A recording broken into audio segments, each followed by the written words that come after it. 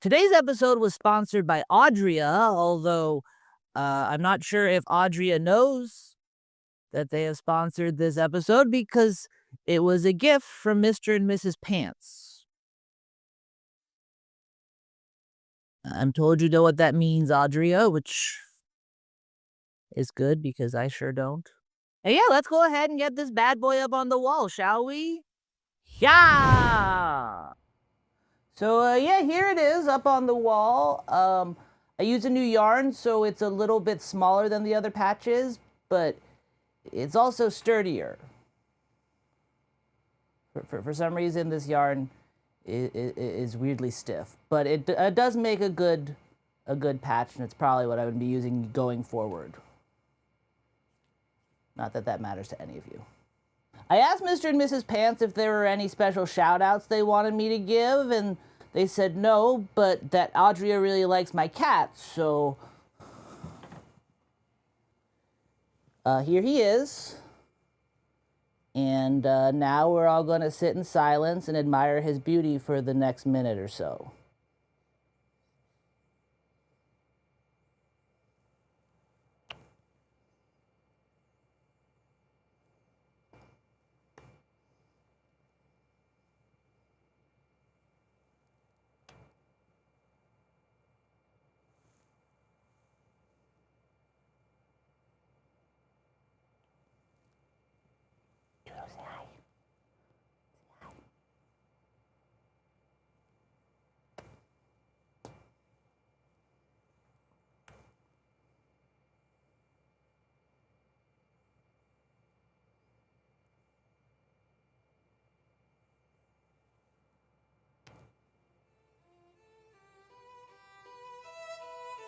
All right, that's probably enough of that. Let's get started with the episode, shall we?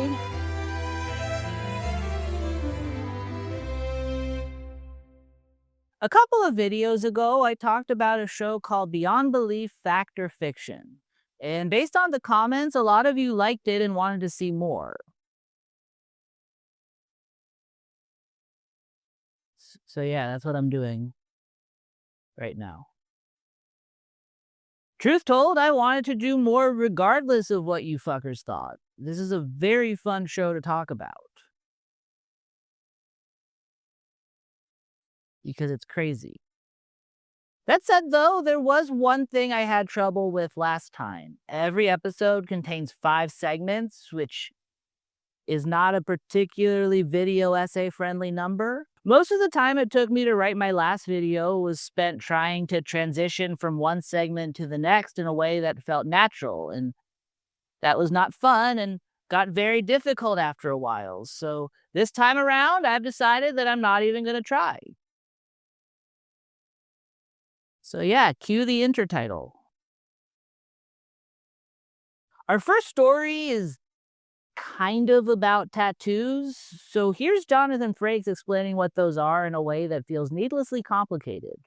The art of decorating one's body has fascinated cultures back to the early days of the ancient empires.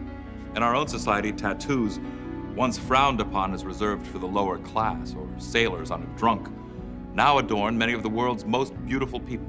Oh, so I guess a lower class sailor on the drunk can't be beautiful? Clearly, Jonathan Frakes has not read as much Popeye/fic as I have.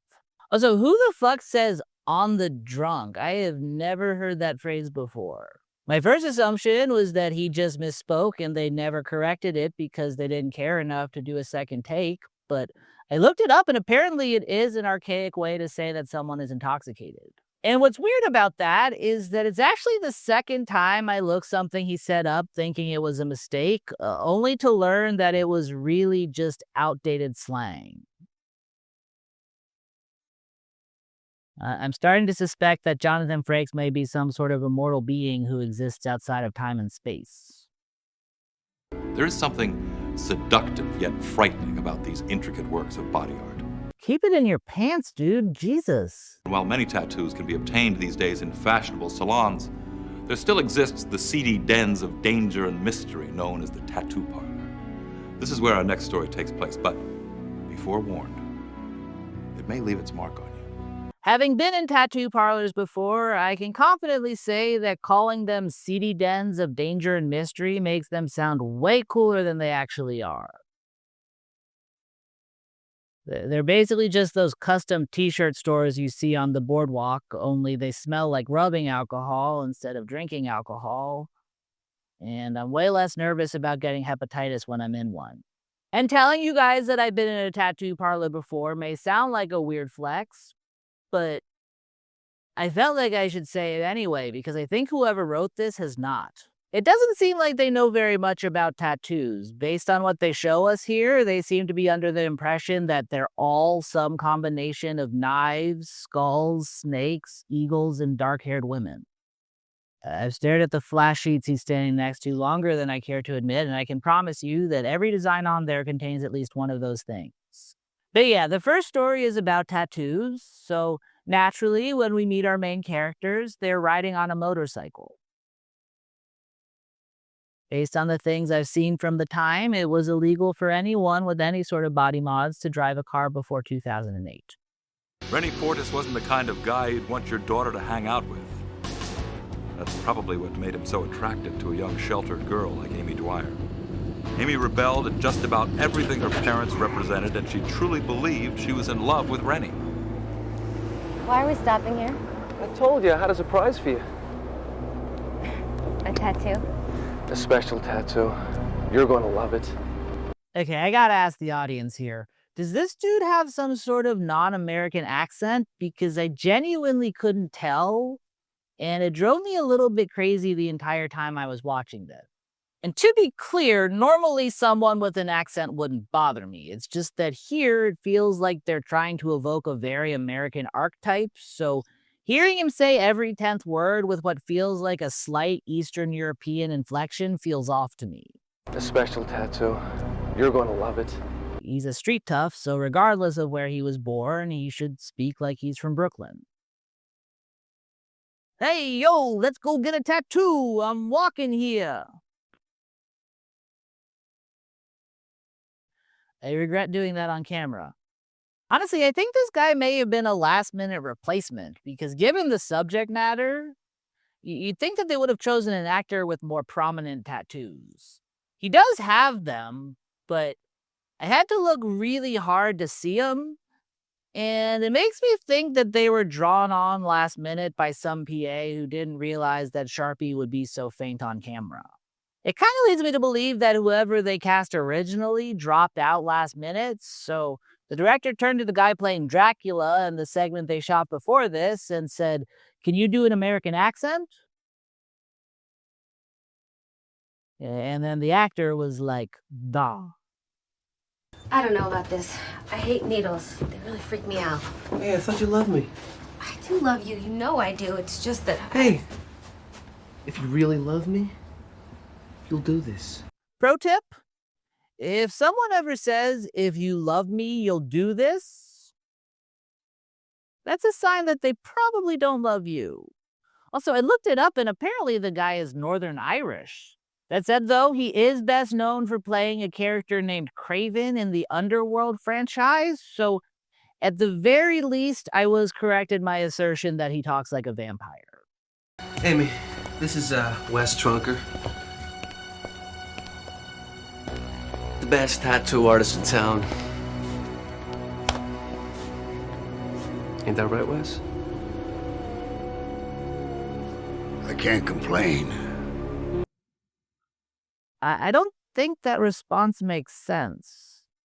Can't complain means that things aren't perfect, but they're good enough that, well, you can't complain. You say it when someone asks you how you're doing.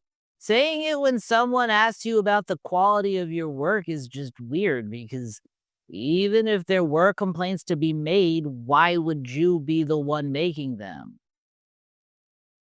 If he had said, "My customers can't complain," that would still be kind of odd, but at least it would make sense. Well, I'll tell you what, young lady. Why don't we go around and you see if you find anything that pleases you? He doesn't have to go around. I want you to do this one.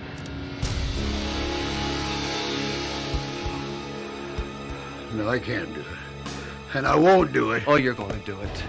You're gonna put that tattoo on her neck. Okay, here's how I know that the people making this have never been in a tattoo parlor before. If they had, then that gruff older gentleman would have been a very pretty bald lady, and that biker would not be able to intimidate her because she would easily be able to kick his ass.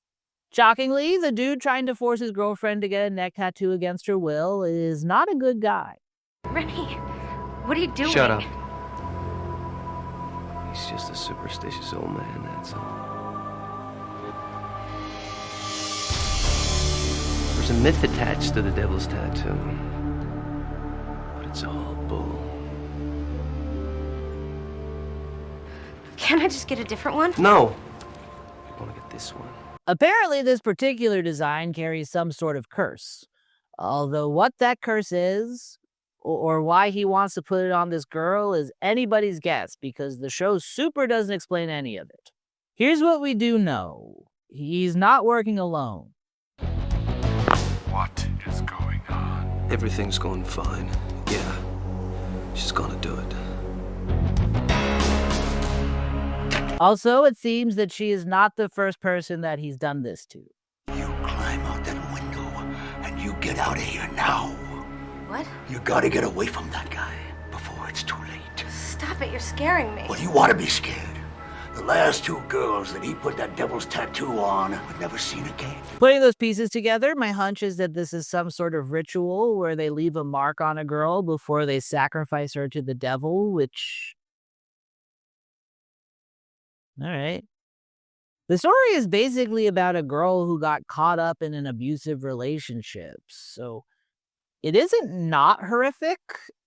I'm just not sure what the tattoo really adds to that. If they had thrown in a line about how it allows the devil to control your body while you watch from hell, or how it causes a death so painful it feels like an eternity, I'd be like, all right, the stakes have been raised. But without specifying what the thing does, I kind of have to assume that her horrible fate here is that she's going to be killed. And while again, that is awful, I feel like it's going to happen with or without the tattoo. It's not like Dracula is just going to let her go if she doesn't get it. And granted, if someone tricked me into falling in love with them so they could use me as a part of some weird ritual sacrifice, again, I would prefer to not have to get a neck tattoo along the way, because I doubt that's pleasant.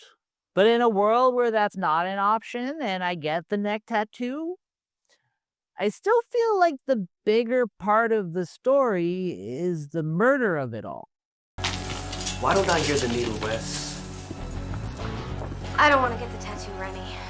It's too late. Is that not clear?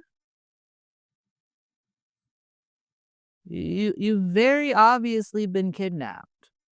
The fact that she's only now trying to put her foot down suggests that until this point, her boyfriend decided that she should get a spur-of-the-moment tattoo of the devil's face on her neck, and she was just kind of going with the flow. I feel like if she makes it out of this without being sacrificed, she's going to need to learn how to respect herself a little bit more. The way she's acting now, I genuinely think she might still try to date this guy when this is all over. Stop it, let go of me, let me go! Shut up! Or I want to kill you. I thought you loved me. Sweetie, no. Wes, pick up the needle and go to work. This guy's plan is awful. And I don't mean that morally. Logistically, it sucks. Getting a girl to fall in love with you to the point that she's willing to get a neck tattoo is difficult enough, but taking her to a tattoo artist who isn't on board with your plan makes things so much harder. Could this cult not find a devil-worshipping tattoo artist? Not to generalize, but I feel like it shouldn't be that hard. Or it seems like you're doing this enough. Take some classes. Learn how to do it on your own. I know it might sound daunting, but you're never too old to learn a new skill. As it is now, your plan has a bit too many moving parts. You've got to hold this woman down, while also being intimidating enough that the tattoo artist does the tattoo, while also making sure that he doesn't try any funny business that might fuck up the ritual, like adding Mickey Mouse ears to the devil or something. I'm not saying I condone this plan, but if you're gonna do it right. Streamline the process. If you remove all the unnecessary variables, you could probably sacrifice an extra couple of fair maidens a month. Which again is not good, but it is efficient. Honestly, I don't even get how he managed to get this far doing things like this. Even if he is stronger, it's still 2 against 1. I have no idea why this tattoo artist doesn't just take out his switchblade and stab the guy while he's busy holding down his girlfriend. Granted, I guess that assumes that he has a switchblade, but I don't know, gruff-looking older gentleman with a mustache and a denim vest, that feels like a pretty safe assumption. Although, truth told, even if he doesn't, he does have a tattoo gun, and he could probably use that to kill someone if he wanted to. Actually, I know for a fact that he can, because he does. Well, technically, it's not him, but... Wes, pick up the needle!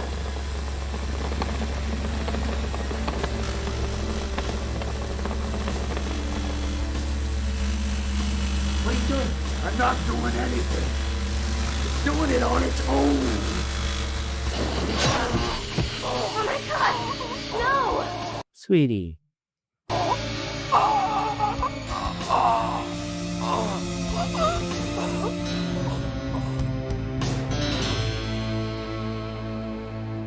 And they don't fully explain what's going on there. My assumption is that it has something to do with the tattoo's curse, but there's really no way of saying for sure because, again, they do not tell us what that curse entails. If it is the tattoo doing it, then that's kind of weird because, well, 1, it doesn't exist yet, and 2, wouldn't that make the tattoo the good guy?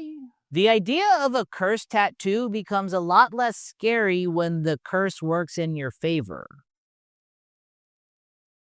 It's honestly not even a curse, it's more of a superpower. I'd rock Satan on my neck if it meant that he would possess people in my defense. I guess it could also be that this is a ghost or a demon or some sort of latent telepathic ability that this girl developed in a moment of stress, but if it is, I feel like they should explain that a little bit better because as it is now, it feels like we're missing key pieces of information here, which is honestly why I thought this story was true at first. It has a lot of plot holes in a way that feels like it was made up on the fly by 2 people who murdered a guy with a tattoo gun and were trying to not get arrested. Tattoo artist Wes Tronker maintained that he was not responsible for the death of Rennie Fortis. Supported by Amy's testimony, the case against him was dismissed. Granted, getting that story to hold up in court probably wouldn't be the easiest thing in the world, but it also wouldn't be the strangest thing that ever happened in the American legal system. Mr. Ponton, I believe you have a filter turned on in the video settings. You might want to take we're a trying look. to. Can you hear me, Judge? I can hear you. I think it's a filter. It is, and I don't know how to remove it. I've got my assistant here. She's trying to, but I'm prepared to go forward with it. I'm here live. I'm not a cat. As it turns out, though, this was one of the fictional stories, so yeah, if any of you watching this are considering getting a tattoo of the devil's face on your neck, you can rest easy in knowing that there's no real curse associated with that.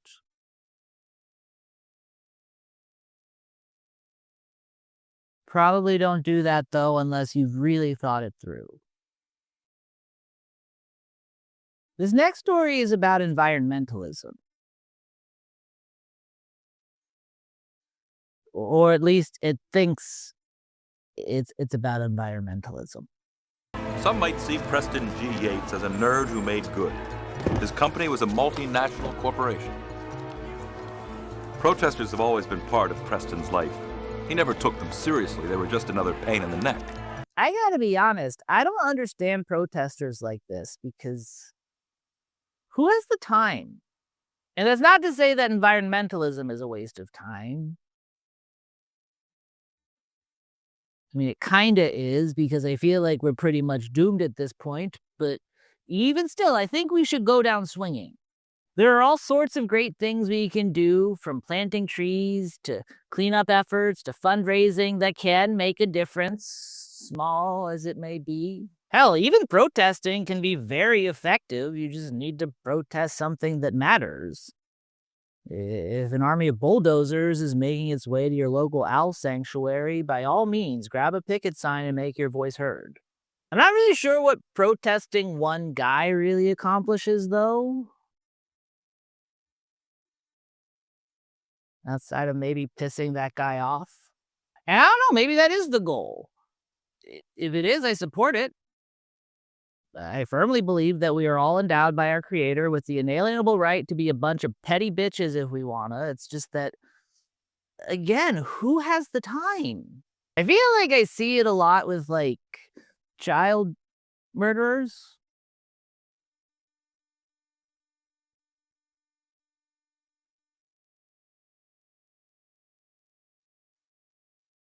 Okay, I heard it, but I'm in deep enough. I'll just keep going down this path.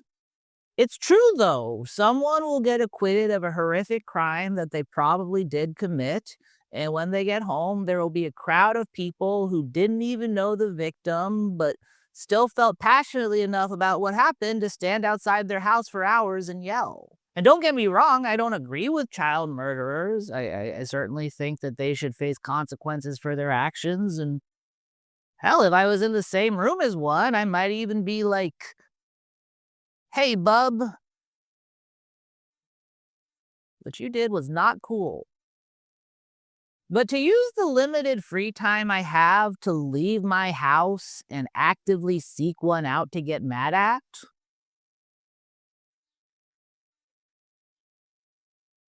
when sitting exists, that doesn't make sense to me. Especially because even if protesting individual people does have some value that I'm not seeing, I'd still say there are probably better uses of my time. If I were going to get up and try to make the world a better place, I'd probably, like, feed the hungry rather than making some guy's life more difficult. And granted, I do neither of these things because, again, sitting exists, but the people at these protests clearly have the energy to go out and make a change, so it feels weird that this is how they choose to do that. What I will say, though, is that if I did go to protest a child murderer, I certainly wouldn't make a sign out of the corpse of a child that I murdered because I feel like that would muddy any point I was trying to make. The people on the show don't seem to understand the importance of clear messaging as much as I do, though, because they seem to be using paper signs in order to protest a paper manufacturer, and that feels a bit ironic to me. I think the props might be my favorite part of this show because they're not bad, but they're clearly working with a budget, and they seem to recycle things whenever they can.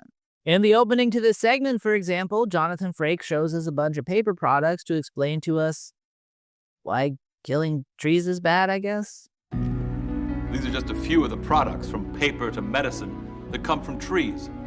These things certainly make our lives easier, and yet some environmentalists tell us that by destroying trees, we make our own lives more fragile. One of the things on the table is a stack of pamphlets that say "Save the Rainforest." And if you look closely, you'll see that a lot of the people at the protest are holding those same pamphlets. And don't get me wrong, I'm all for reusing things when you can, but it does seem like they didn't think this one through.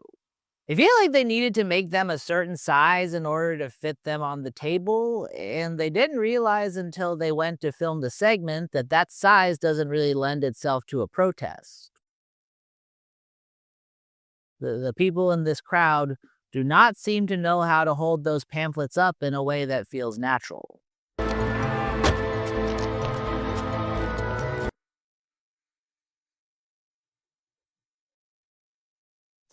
I don't know. I feel like they could have at least put them on a stick or something. Yates was about to sign an agreement with a Japanese company to be their exclusive supplier, and those protesters weren't about to stop it. Mr. Yates, you are killing off the people of my tribe by destroying the rainforest. Oh, not another one. And I get that this guy is supposed to be evil and such, but even still, if your response to someone telling you that you're killing off the people of his tribe is not another one, maybe it's time to do a little soul searching.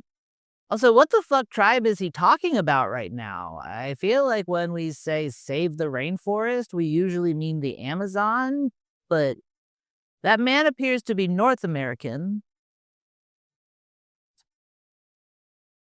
which is not where that is.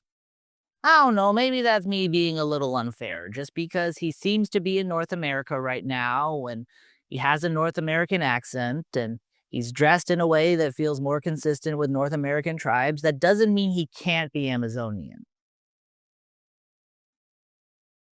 I don't think that's the case. I think this show just based its entire understanding of all indigenous peoples on an old Western that one of the writers saw once. But still, it is possible. People from the Amazon can dress how they want and study other languages and travel. And actually, the travel would probably be pretty easy because apparently this dude can teleport. Hear my words. Whatever you do to our trees will return to you forever and stick to your very soul. Yeah, well, look, I'll tell you what, Magic Man. I have a question for any Native American people watching this video. What's it like having superpowers? If the show is to be believed, all of you have superpowers. It's honestly pretty egregious. You are currently watching the second video I've made about Beyond Belief. And this right here is the third time I've discussed some sort of tribal curse. There will be nothing. You have been warned, but you refuse to listen. You are cursed. Basically, paper products start sticking to him. And for some reason, that drives him slowly mad. Don't get me wrong, if a random dude seemingly put a curse on me because I was turning the rainforest into paper and then suddenly a bunch of paper started flying at me as if by magic, I would feel crazy. But more in an I'm questioning the nature of reality sort of way, the actual paper of it all would feel pretty ancillary to the overall situation. Truth is, I get paper stuck on me all the time, and I barely even notice. For all I know, I have paper stuck on me right now. Yeah, see?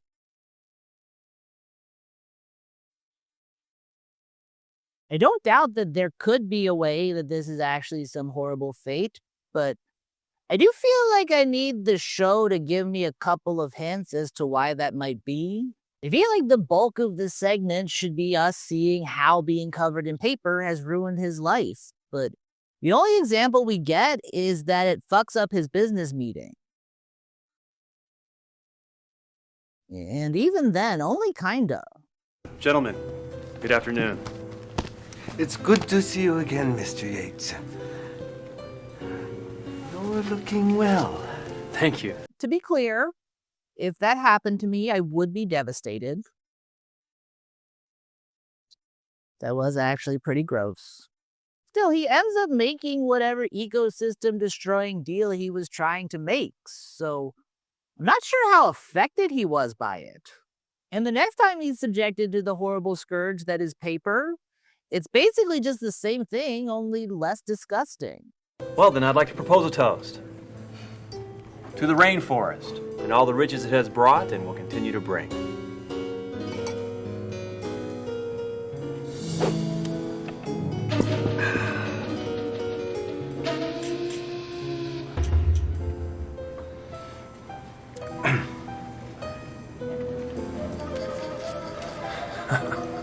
Is that even embarrassing? I don't think I'd judge someone if I saw a doily randomly fly onto their head. More than anything, I think I'd just be curious how it happened.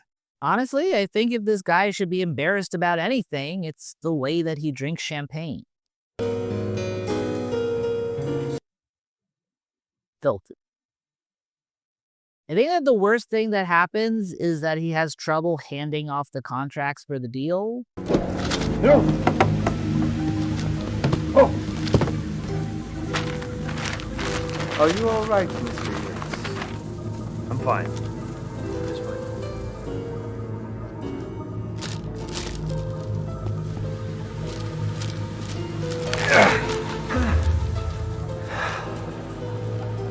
Here you go, sir. Contract. Yeah, that's good. Just, yeah.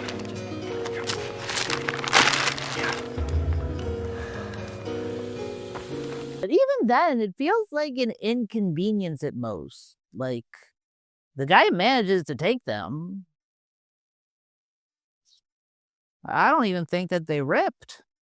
So after that, we jump straight ahead to the guy in the midst of a paper-induced nervous breakdown. The problem continued to worsen, and Paper was sticking to Yates so often he couldn't keep up with it. In fact, he began missing all his appointments and eventually stopped doing business altogether. Why? The only reason I can think of why this would completely ruin his life is embarrassment, but I don't know, after a while, I feel like you just gotta lean into it. If anyone asks, tell them you were cursed by a guy whose lands you ruined. I doubt you would be the first industrialist to start a business meeting like that. If anything, it might be a conversation starter. I'm looking for an Indian. Yates finally decided Old that he man, had have to you seen him? locate the old Indian and get him to remove the What are curse. you looking at? Stop staring at me. Stop staring. Just stop it. Stop it. Dude, they're staring because you're yelling like a crazy person. If you didn't say anything, they'd probably think you took a bold swing with your outfit today. Honestly, I think it looks kind of cool. You were looking for me, Mr. Yates? You gotta break this curse. Only you have that power. How? Tell me how. I'll do anything. I already told you. You must give me your word that you'll stop killing trees. But I can't. It's my work. Then you must live in your paper prison.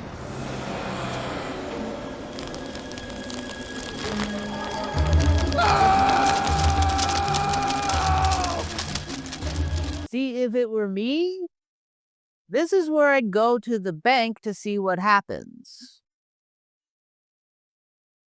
Play your cards right, you won't need to work anymore, and the problem will solve itself. Can't take this anymore. What a fucking drama queen. I feel like if I got the paper curse tomorrow, it wouldn't even be the worst thing that happened to me this week. Eventually, he does repent and change his ways. And by eventually, I mean immediately after that clip I just showed you. All right, I'll change. I swear. I was wrong. And I'll work to save the rainforest from this day on, I promise. And yeah, from that moment on, he never hurts another tree again. Except possibly to make these pamphlets that he's handing out. Save the rainforest, stop killing trees and people. Preston G. Yates turned Atlantis Paper into a recycling company and began working to replenish rainforests around the world. The curse never returned. What's fucked up is that this is a story where magic exists. And the moment I realized that it was one of the Beyond Belief segments was when a CEO changed his ways and devoted his life to environmentalism, because there's not a chance in hell that actually happened. But yes, shockingly, This is another one of the fictional stories. Criminology. Fascinating science. Why does it look like Al Gore? By using the tools of the trade, specialists can reconstruct the scene of a crime, sometimes down to the smallest detail. But what happens when the scene of a crime is so baffling, the crime becomes impossible to analyze through science? Generally speaking, they pin it on an innocent black person. It's then that detectives must turn to their greatest tool of all, the human mind. What were they using before? Detective Bill Ballard has a mind that is capable of both analysis and invention, and is going to need both skills to solve the strangest case of his career. Kind of feel like he meant to say creativity there. Or at least I hope he did.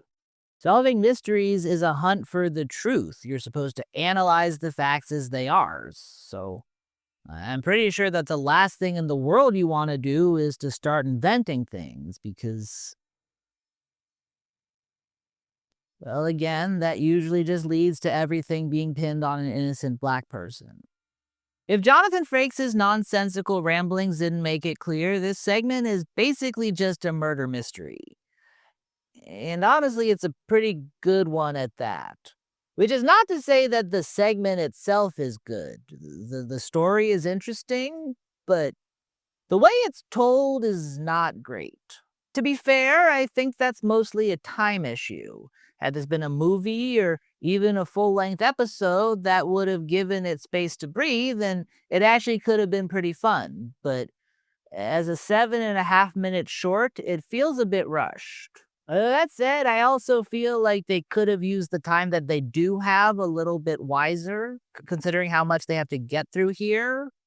They included quite a few stretches of total silence.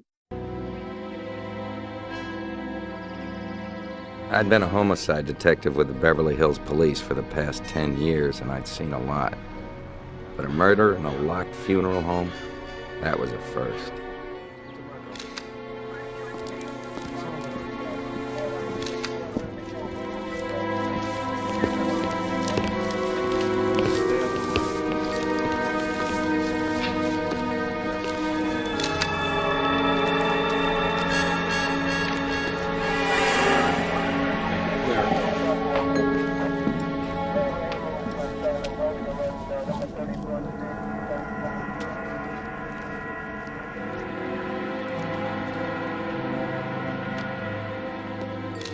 So the question was, how was he killed? The clip I just showed you is quite literally 1/15 of the overall story. They only have 14 more of those to tell a complete murder mystery. To make matters worse, they're not exactly economical with what they put in between the silences. There are certain things that take a relatively long time to explain that they probably could have dealt with a lot quicker. The second victim was lying on the floor next to the casket, with a knife sticking out of her chest. Something was out of whack, and then it dawned on me. There was no blood from the wound. The woman had already been dead for a few days and was probably in that coffin. I feel like the people who work at this funeral home should have just told him that. I don't see why he needed to solve his way there. You just come onto the crime scene like, la la la la la la la la la, don't tell me, I want to figure it out on my own. The segment is also pretty repetitive. It seems like whoever wrote this was worried the audience might miss something important, so they really beat us over the head with the key plot points. There are at least 2 times I can remember off the top of my head where the guy thought something, and then someone else said the exact same thing out loud. She was loaded. I mean, we're talking big money. Somebody'd spent a lot of money for this send-off. Why would anybody stick a knife in a corpse? 6 times. And how did you wind up on the floor? What the hell went on here? A corpse stabbed repeatedly outside the coffin? Also, this isn't a storytelling issue, but he keeps saying the word coffin, and I feel like I should call attention to that. The woman had already been dead for a few days and was probably in that coffin. Some instinct told me to check around the coffin. Once you account for all the silences and over-explanation and repetition, there's not much time left to tell the actual story. I think the closest thing I can compare this to is Murder on the Orient Express because, I don't know, I read that once in school, and from what I remember, they're kind of similar. I would argue that that book, like a lot of murder mysteries, can be broken down into 3 parts, the first of which is the setup. In Murder on the Orient Express, some dude who sucks is killed on a train, and all the passengers are saying that the murderer was a short, dark man with a womanly voice. I remember that last detail very clearly because the first time it came up in class, someone pointed at me and everyone laughed, including the teacher. Once you properly establish the facts of the case, you put them together to get the solution. In Murder on the Orient Express, the detective gathers everyone around him and, spoilers for a 92-year-old book, basically reveals that all the passengers work together to commit the crime. Once the case is solved, many mysteries will then introduce some sort of wrinkle, like a twist or a moral ambiguity or anything else that ensures that things don't feel too neat at the end of the story. In Murder on the Orient Express, this is, well, the ending of Murder on the Orient Express. If you don't know what that is already, I don't think it'll do much good explaining it. And I would argue that this segment features all of those same elements. It's just that, well, it only has those elements. The segment opens with the detective laying out the facts of the case, which are basically as follows. There are 2 dead bodies in a funeral home. One belonged to a rich woman who died days earlier in an accident, while the other was that woman's ex-husband who seemingly died when he came to pay his respects. There are a lot of strange details here. The woman is out of her coffin, and despite already being dead, she was stabbed multiple times. Meanwhile, the man has scratches on his face and what appears to be bite marks on his hand. The implication seems to be that the woman is some sort of revenant. We're supposed to see the scene and think that when the guy came to see her, she sprung to life and bit him, causing him to stab her in self-defense before ultimately succumbing to his wounds. At least I think that's what we're supposed to think.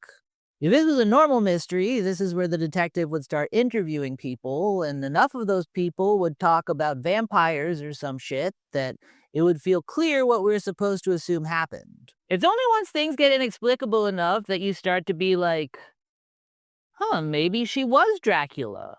The detective will start to piece the clues together and explain the case in a way that feels a little more grounded. The goal is basically to establish expectations and then subvert them in a way that feels more logical. If everything goes well, you should be able to go back through the case after finding out what happened and be like, okay, so that's why he did that, and that's what that clue meant. All right, I get it now. Everything adds up. And again, I think that the pieces are all here for us to get to do that with this segment. It's just that we don't really have time to establish expectations. Once we find out every fact we need to know, the detective instantly starts telling us what actually happened. After all the clues are laid out, we get, well, another long, unnecessary silence. But after that, we jump straight into this. Well, so what do you think? It was a botched robbery. I guess he just knew. Except actually, no, he didn't, which is another reason that this segment kind of pissed me off. A large portion of it is just the guy's thoughts. And until he starts solving the case, he makes it very clear that he has no clue what's actually going on. What the hell went on here? Having him immediately flip a switch and figure everything out when I could literally hear his inner monologue was a bit odd, because it's like, does he have some sort of secret second brain doing all the work behind the scenes, or what's going on there?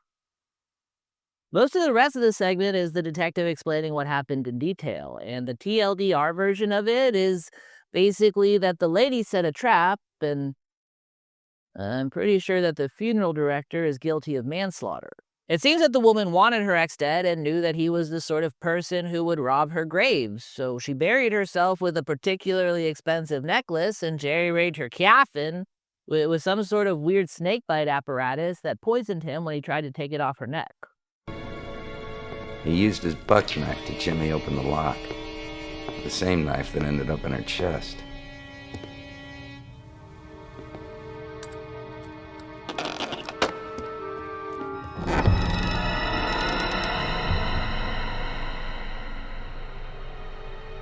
Then he reached in and grabbed a hold of the necklace. That released a barbed metal spike that shot down and punctured his hand. This ticked him off, so he yanked on the necklace even harder. That's when the spring mechanism kicked in.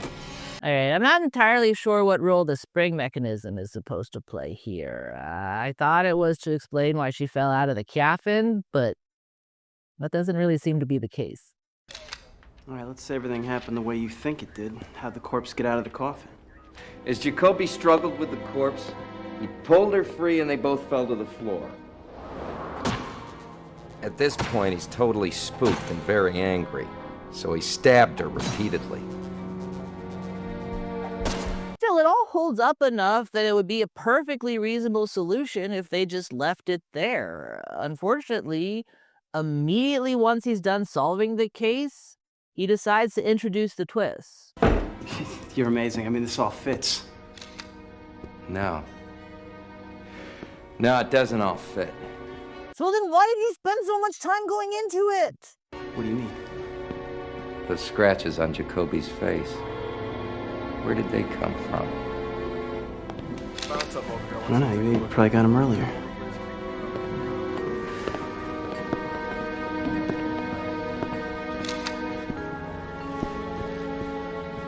If he got those scratches somewhere else, then why is there fresh skin and blood under her fingernails?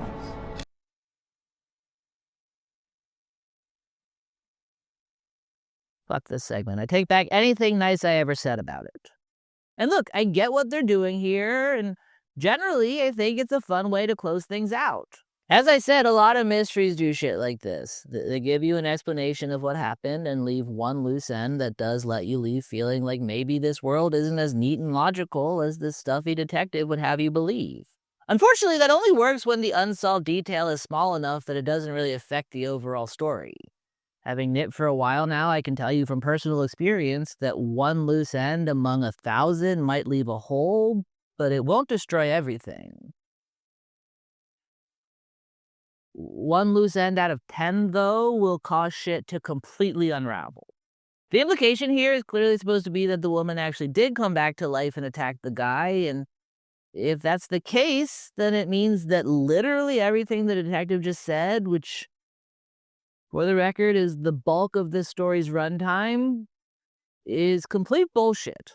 Actually, no, that's not true. I guess it is possible that the detective's explanation can exist alongside something supernatural. It just wouldn't be in a way that really added much.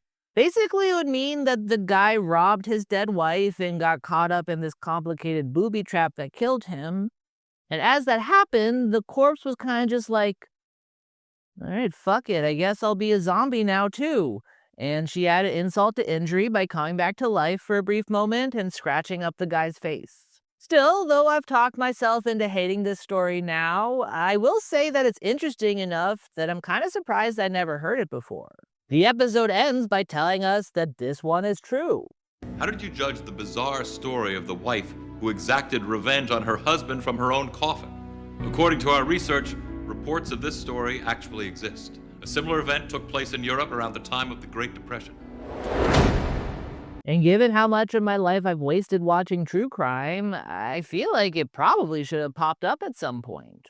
And that was when I had an amazing idea. I'm talking about a show that supposedly tells true stories and clearly doesn't do a great job at getting all its facts straight, so going forward, I thought it would be fun to do some research and try to figure out the actual facts of the segment's deemed fact. Unfortunately, after Googling every combination of murder mystery, funeral parlor, and Great Depression Europe I could think of, I still couldn't find a single true story that even resembled what I just watched. My current theory is that the researchers fell asleep while watching a better mystery show and got confused. That said, though, a good idea is a good idea, so I figured I'd try to do some research on the next segment that the show deemed true. Unfortunately, this episode was a bit front-loaded, so I'm going to do my best to speedrun these last two sections.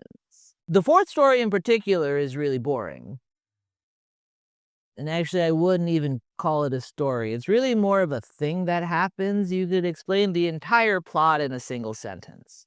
Basically, two teenagers try to grave rob a famous cowboy after he dies, but then his ghost shows up and stops them.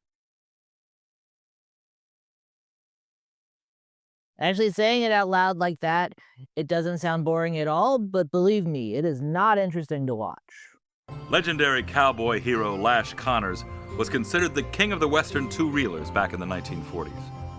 The year was now 1957, and Lash was on the comeback trail with a new Western television series.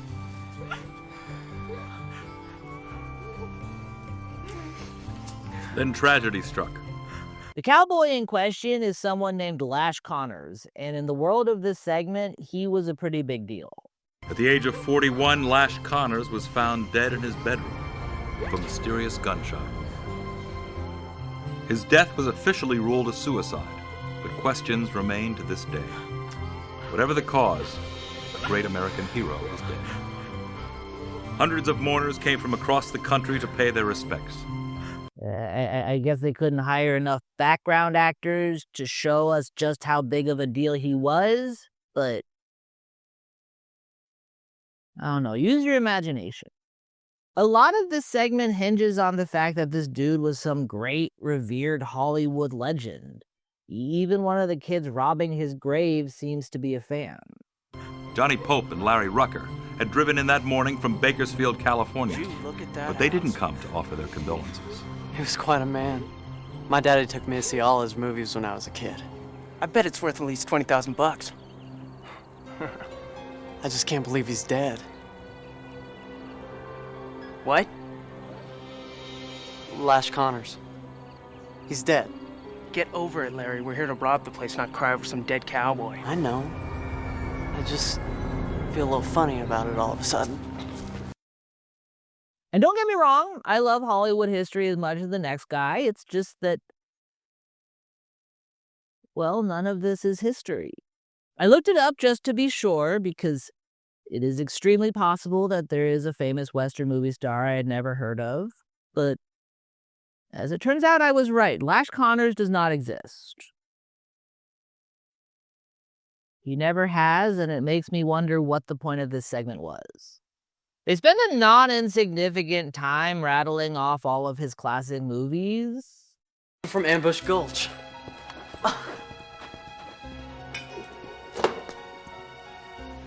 That's from Outlaw Stampede. And those are from The Legend of Steel. And it's hard not to be like, none of those movies are real. Why should I care about any of that? Stop wasting my time. Would you stop it? The fact that this was all about a made-up guy also kind of defeats the point of the segment.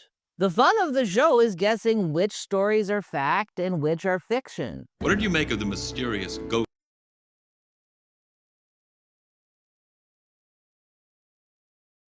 Basing one on a guy that never existed kind of ruins that because,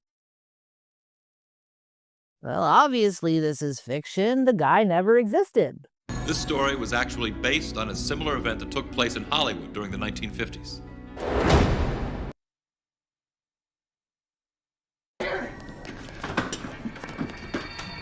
Open it! Open it up! Open it!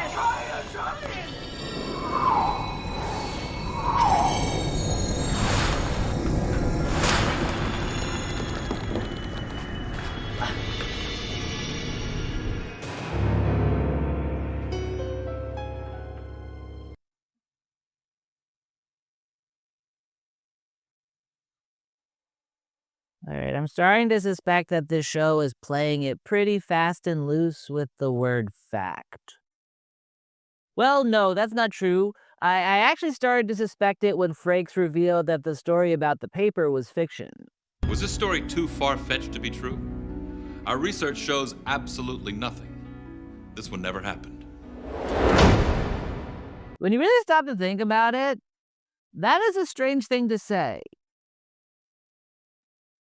It suggests that they fabricated an entire story about a man getting cursed by paper products and felt the need to be like, all right, before we officially call this fiction, let's check to make sure nothing like it actually happened in reality. The idea that anyone would think to do that is weird, and it leads me to believe that maybe the real fiction here is the research team. So I do like my little research idea, and in double-checking if Lash Connors actually existed, I came to realize that he was probably a reference to Lash LaRue, so I figured I'd tell you a little bit about him. Unfortunately, there's not too much about him to tell. He was basically just a guy who appeared in a lot of Western movies. His Wikipedia page didn't mention anything about his ghost fighting grave robbers. That said, though, it did include one interesting tidbit about him. Apparently, late in his career, he unknowingly appeared in an adult film called Hard on the Trail. I guess he was pretty religious, so when he realized what he had done, he felt so guilty about it that he became a missionary for 10 years. It is actually pretty sad when you think about it. Also, this has nothing to do with Lash LaRue, but a few of the scenes for Hard on the Trail were shot at Spahn Ranch, which had been the home of the Manson family years earlier.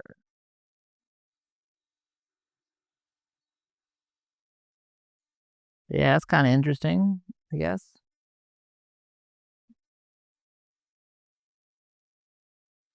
I don't know, maybe my research idea isn't as good as I thought it was. This last story is also true, although, given what I now know about this show's definition of true, that might just mean that somebody somewhere drove a car once. When we meet the main characters, they're driving a car. Danny and I had been going together all through high school. He had lost his father in the Gulf War 8 years earlier. Then his mom got sick, and she died. We had both been accepted to Cal Berkeley, but with both his mom and dad gone, Danny was putting college on hold. I can't do it, Kim. There's just no way. Even if I got a part-time job and financial aid, it still wouldn't cover tuition. Man, that sucks. Thankfully, stuff like that isn't a problem anymore.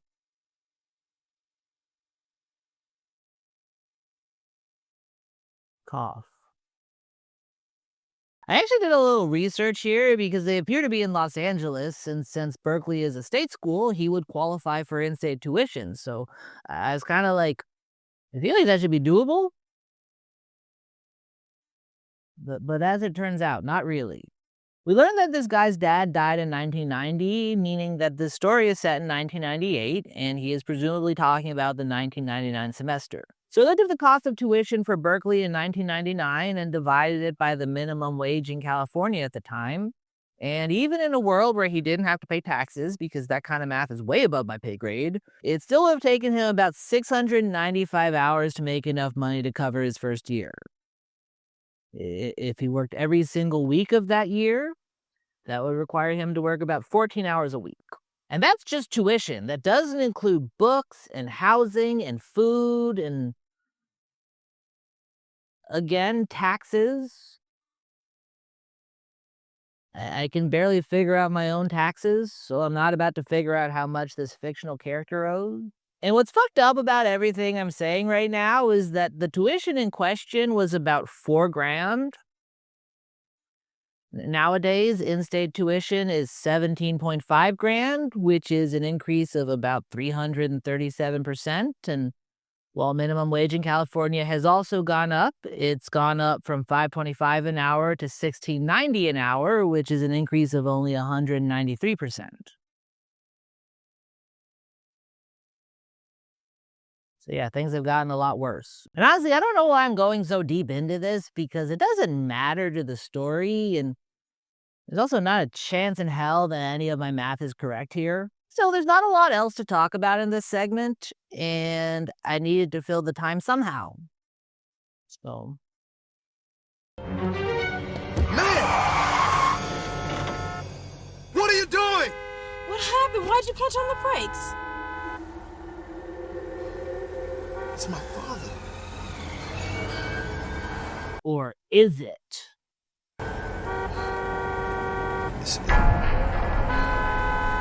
Dun dun dun!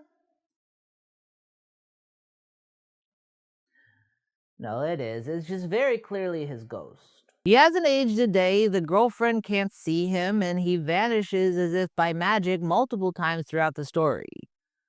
All signs point to this being something supernatural. Or possibly a psychotic break. Unfortunately, though, the show doesn't just let the guy jump to the obvious conclusion. Probably because they needed to pad out the runtime.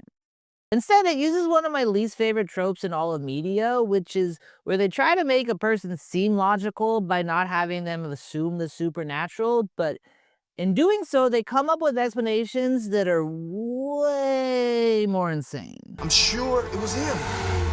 He looks just like I remember. He's alive. Danny, he can't be. But it was him.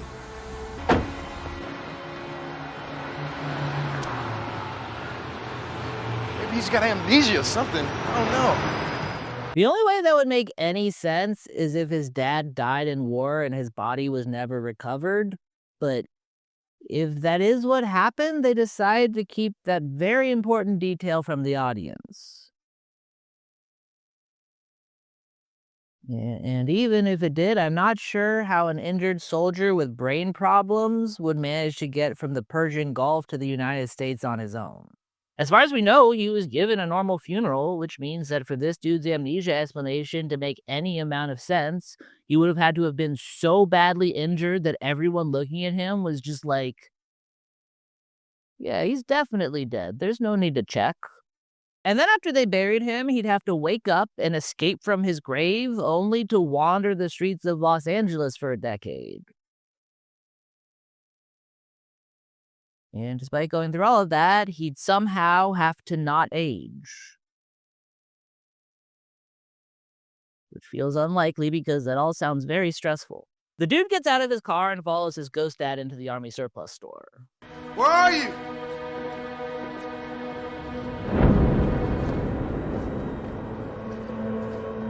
Why is that sheet blowing so much? The store has a hell of a draft.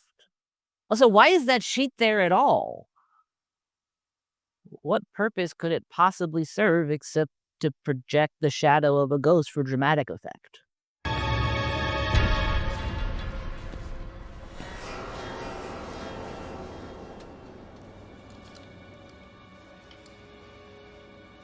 Kim, come here, quick! Danny, where are you? I'm right here. Wait, how is she behind the sheet? I feel like he was coming from the entrance, which was this side, so for her to come... Never mind, we have bigger fish to fry here. Look at this.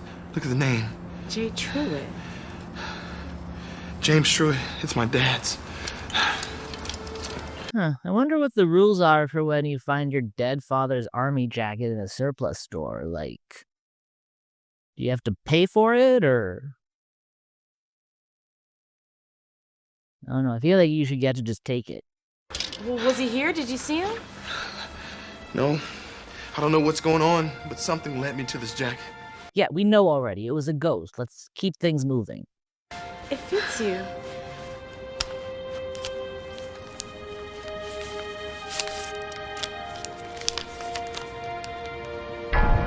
What's that? It's addressed to my mom from my dad. Open it. I feel like that letter should be more beat up. It was in the jacket a man was presumably wearing when he was killed. You'd hope they would have run it through the wash at least once.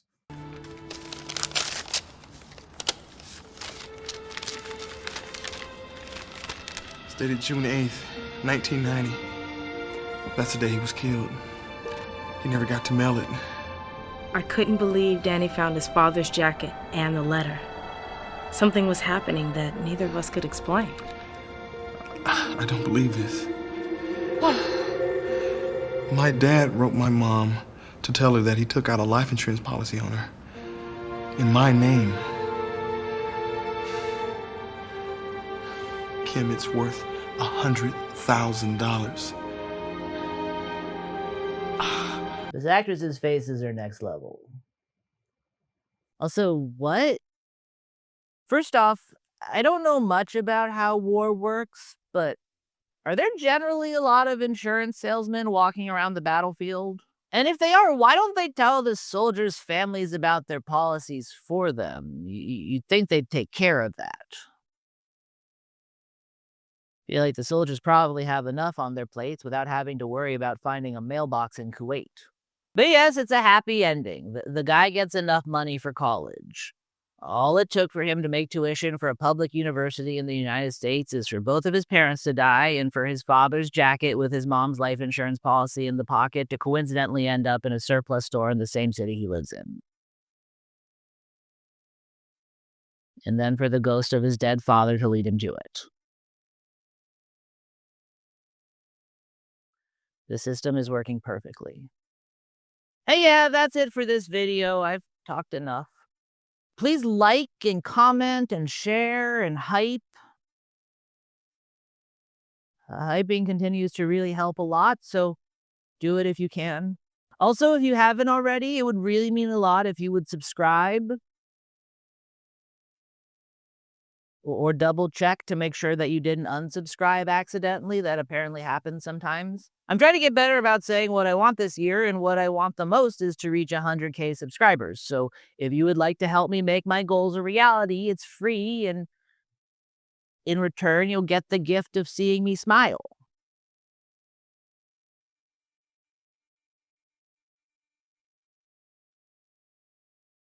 Pretend I have a better smile. Also, if you have the means to do so, you could consider supporting the channel by becoming a member or joining my Patreon, which, speaking of, I had one of my patrons reach out to me and tell me about an organization that they helped to create. And this isn't like a sponsorship or anything. It just sounded cool, so I figured I'd tell you guys a little bit about it. It's called Talk It Out Peer Support, or TOPS. Teehee. And they provide a helpline and educational/support services to help people navigate their choices and build community. No identifying details are ever logged in the TOPS system, and no one at TOPS will ever call the police on a caller, no matter what they say on the line. I think the coolest part to me, though, is that you don't have to be in crisis to call. You can call if you're feeling panicked or upset, but you're also welcome to call before it gets to that point, or for any other reason you might need to talk. So if you need to speak to someone for any reason at all, I'm going to post the phone number in the description below, along with a link to the organization's Facebook page where you can find more information. Also, before we go, I have some super thanks to super thanks back, and I actually wrote them down this time, so yeah, I guess I'm getting better at this. Super thank you to Soft Sad Boy, Agent Steffi, Incrediballoons, Miss Joy 16, Dr. Skellabone, Charlie McCrory, 3876, McCrory. I don't know, it's scrolling too fast. Like Bread 879, B Bureau 2, Best Frau, Darby O Fake Name 19. I'm not getting better at this. Darby O Fake Name 1699, Julie XX 7058, Where is Waldo, Mary Hanson 2258, Sada Prescott, and Darby O Fake Name 1699. For some reason, Darby O Fake Name 1699 is really tripping me up. But thank you all, and for everyone else who watched this video, if you're seeing this, you're doing your part, and I appreciate it more than you know. But yeah, that's the video. Goodbye.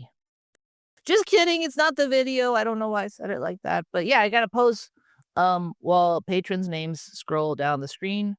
And I don't know. I kind of feel like I'm going to call this like the true story of a murder of a murder I don't know. The true story, the true mystery of a mystery in the funeral parlor.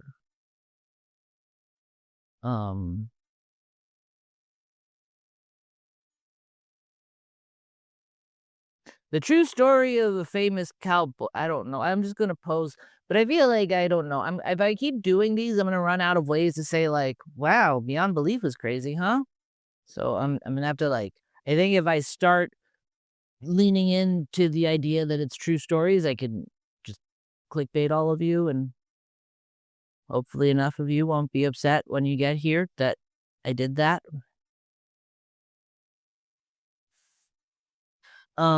So like, I'm gonna assume that I am going some sort of true story angle. So I'm gonna look like wow, like,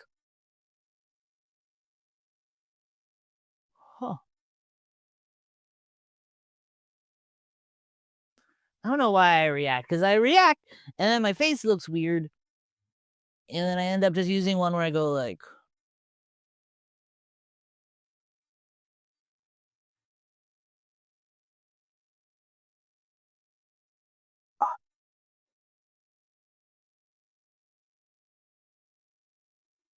huh. This video was supposed to be done like 10 days ago. What's wrong with me? Well, I know what's wrong with me. I'm going out. So I've been on 2 medications well, 3 ADHD medications. But now I'm on 2. And one of them is an amphetamine. So, I've been a little bit joltier recently and, also sleepier, weirdly. I don't know. If you guys have ever gone off Shatera after being on it for a long time, comment below how long the fatigue takes to go away, because I don't know, I'm having a ball. It turns out I'm insane. And the Shatera was doing a lot to tamp that down, but now I have been set free and I'm excited to see where things go. So far I've just started a lot of projects that I probably won't finish. Anyway, that's good. I don't know. This is such a baggy sweater. You need to like trick it so that I don't know. I feel like I should just go on Ozempic. My doctor keeps pushing it. And I say no, because I feel like, generally speaking, I get like, if a drug has like a bad side effect, it happens to me. I don't know. I've heard about people like shitting the bed on it. So, I don't know. I feel like if I go on it now, I could get beach ready by summer, and I don't know. I feel like I would. I don't know. I feel like people are very superficial, and so it would actually be good for my career, just thumbnail wise. But I don't know. Maybe I couldn't pull it off. There's a pot for every lid. So, what am I talking about? Why didn't I just end it like 5 minutes ago? I'm so tired. Goodbye.